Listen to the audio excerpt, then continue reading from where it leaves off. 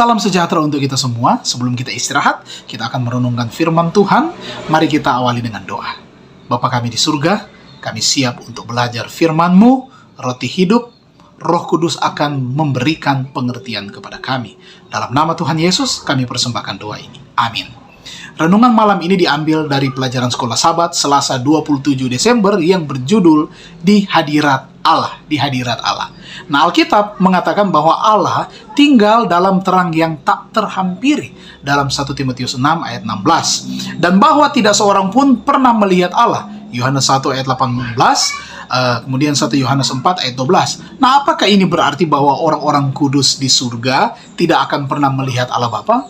Oh, tidak seperti itu. Sangat jelas bahwa tidak melihat Tuhan mengacu pada manusia setelah kejatuhan. Karena ada beberapa petunjuk dalam kitab suci bahwa orang-orang kudus akan benar-benar melihat Allah di surga. Nah, Rasul Yohanes yang sama menyatakan bahwa tidak seorang pun pernah melihat Allah. Dalam Yohanes 1 ayat 18, 1 Yohanes 4 ayat 12 juga menyatakan bahwa kita akan melihat Dia sebagaimana adanya. 1 Yohanes 3 ayat 2 dan 3. Dan melihat juga wajahnya. Wahyu 22 ayat 3 dan 4. Nah, bisa diperdebatkan apakah bagian-bagian ini merujuk pada Allah Bapa atau Kristus. Tetapi semua keraguan hilang dalam terang pernyataan Kristus sendiri. Apa yang Kristus sampaikan? Berbahagialah orang yang suci hatinya karena mereka akan melihat Allah. Matius 5 ayatnya yang ke-8. Sungguh adalah hak istimewa bagi orang-orang yang ditebus untuk menyembah Allah di bait-Nya. Tetapi hak istimewa tertinggi dari semuanya adalah melihat wajahnya. Umat Allah diberikan kesempatan untuk mengadakan hubungan langsung dengan Bapa dan Anak. Ayat dalam 1 Korintus 13 ayat 12. Karena sekarang kita melihat dalam cermin suatu gambaran yang samar-samar. Nah, kita melihat gambaran Allah dipantulkan seperti dalam cermin, dalam pekerjaan-pekerjaannya di alam, dan dalam perhatiannya kepada manusia. Tetapi nanti kita akan melihat Dia muka dengan muka, tanpa selubung yang membuat samar-samar. Kita akan berdiri di hadapannya dan memandang kemuliaan wajahnya. Itu dalam buku Alfa Omega, jilid 8 halaman 676 dan 677. Perhatikan dalam beberapa ayat hari ini hubungan antara kesucian dan melihat Tuhan.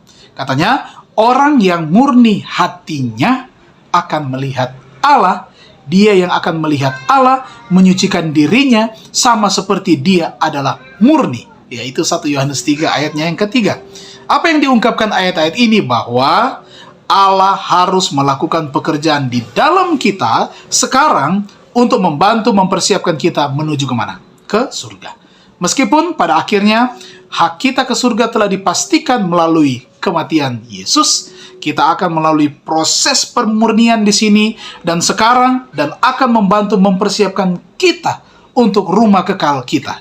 Dan inti dari proses pemurnian adalah ketaatan kepada firman-Nya. Nah, ini boleh menjadi bagian kita. Mari kita tetap setia agar kita boleh dapat melihat wajah Allah dalam kerajaan surga lewat kesetiaan yang kita buat pada saat ini. Kita tunduk kepala dan kita berdoa. Bapa di surga, kami bersyukur kami boleh merenungkan firman-Mu pada malam ini. Hadirat Allah akan tinggal dalam kehidupan kami melalui firman Tuhan yang akan kami turuti dan taati. Bahkan juga kami akan bersyukur melihat ciptaan Allah, hadirat Allah lewat ciptaan Allah yang indah di dunia ini. Jadikanlah kami umat-umat yang setia dan manis budi di hadapan Tuhan. Kami serahkan istirahat kami malam ini ke dalam tangan kasih-Mu. Di dalam nama Tuhan Yesus Juru Selamat, kami persembahkan doa ini. Amin. Tuhan Yesus memberkati kita semua. Sampai jumpa besok pagi dalam Renungan Pagi.